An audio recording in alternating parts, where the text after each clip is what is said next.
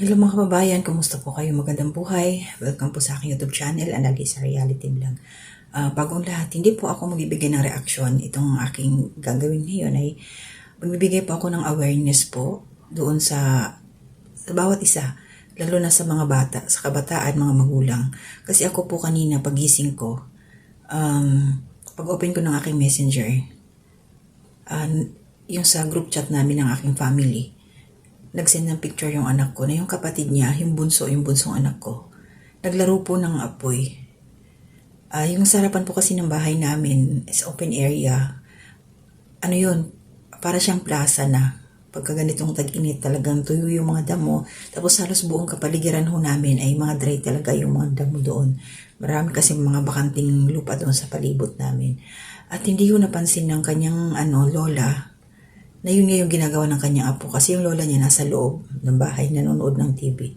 Wala kasing pasok yung aking bunso at siya lang mag-isa kasi yung kuya niya ipaalis na rin, papasok na rin, busy dun sa loob ng bahay. So paglabas ng kanyang kuya ay nakita niyang may apoy na doon sa plaza.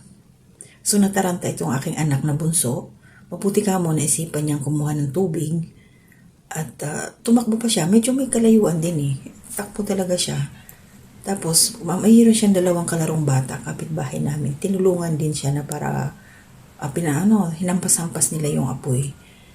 Kasi nga, delikado talaga na magliliyab. Grabe, delikado. So, yung naramdaman ko nung time na yon, nung nabasa ko, yung sabi ng anak ko, din nakita ko yung picture, at i-attach po, makikita nyo rin dito habang sinasabi ko, ilalagay ko sa side ng aking screen. Para akong yung binuhusan ng malamig na tubig, kinabahan din ako. Tapos sabi ko, paano kung hindi naagapan na talagang magliliyab, hirap, hindi po makakapasok sa amin ng bumbero kasi nasa looban po kami. Tapos medyo matatagalan at saka malayo ho kami sa lungsod na talaga bago man dumating yung bumbero. Dalawa lang ho kasi dyan yung pinakamalapit sa amin na municipality. Bago man dumating yung doon, sigurado malaki na talaga yung apoy. Kaya kinausap ko na ho yung aking anak na bunso na huwag niya nang uulitin yun. Kasi talaga alam niyo naman yung bata talaga may kakulitan din. Bunso kasi yun lang siya, grade 6. Parang hindi pa rin nagmamature yung isip niya. So yung pinagsabihan ko siya. Tapos mamaya, tapos nito, tatawagan ko rin yung papa nila kasi wala pa nasa trabaho pa. Kakausapin ko din. Nagulat din yung lola niya nung nakita niya na nagmamadali yung anak ko, yung bunso. Kumuha ng balde, may timba kasi meron kaming gripo sa labas. Humihingal, nagkuha ng timba, dala niya doon, binuhusan. Tapos ngayon, pinalo up ulit sila. Sabi ko nga buhusan ulit kasi mahangin. Baka mamaya meron pang natira na maliit na apoy doon. Siyempre matutulog na sila gabi. Delikado, baka mamaya magliyab. Alam naman natin kahit kunting apoy lang yan, ilalaki talaga. At beside that, nung nangyari ito ngayon dito sa anak ko, mayroon pa pala doon sa kabilang bayan namin. Same municipality. Kumbaga nasa kabilang barangay lang. May nakapagkuha ng drone. Galing sa, mayroon kami kasi doon yung DRRM. Ganun yung sa reduction ba? Yung ba ganun. Basta ilalagay ko dito. Meron sila nakuha ng drone na meron na palang area doon na nasusunog din. Grass fire. So hindi ko alam kung naagapan nila yun kasi medyo malaki-laki na rin. Makikita nyo rin dito, i-attach ko din. So yun lang po mga kababayan. Yung mga anak ko natin, please, hanggat maaari, i-educate na huwag maglalaro ng ganun ng apoy. At kung para maiwasan din, yung mga posporo itago. Ang mga kalan, siguraduhin yung nakalak palagi. Kasi meron kaming kalan nasa labas din. Doon yata kumuha ng apoy itong aking anak. Nagsindi. Kasi hindi ko alam kung bihira naman kayo magkaroon ng posporo doon. Hindi ko lang alam kung meron silang nakatago. Pero ang alam ko sa kalan siya kumuha. Yun. So, mamaya, kakusapin ko yung papa niya. Pagagalitan din mo yun. Kinabahan talaga ako kasi delikado talaga. Sabi ko sa kanya sa anak ko, makukulong ka sa ginawa mo. Pati si papa mo makukulong. Sinabi ko talaga para hindi na siya umulit.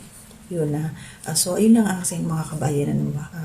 Ingat po tayo ngayon dahil talagang sobrang init dyan sa Pilipinas. Kahit dito mainit. At mas delikado ho dyan kasi marami ho tayo mga damo, mga puno, mga kahoy na mga tuyot na talaga. Kaya ingat-ingat po tayo lahat. Sana hindi natulitin ng aking anak. Matakot na yun siya kasi naranasan na niya talagang hingal siya, kuha siya ng tubig talaga. Takot na yun. So yun lang po ingat po tayo talaga. Yun lang muna. Kinakabahan talaga. Sorry. Kinakabahan ako ngayon. Nakakanda-utal-utal ako. Kasi yung isip ko na doon pa rin. Kasi paano kung hindi yun kinaya ng anak ko. Walang ibang tao eh. Sila lang ng mga bata. Tapos yung lola nila matanda na nasa loob pa. Dalawang yung mag-asawa na doon mga matatanda. Nasa 70 plus na yung mga senior na kasama namin.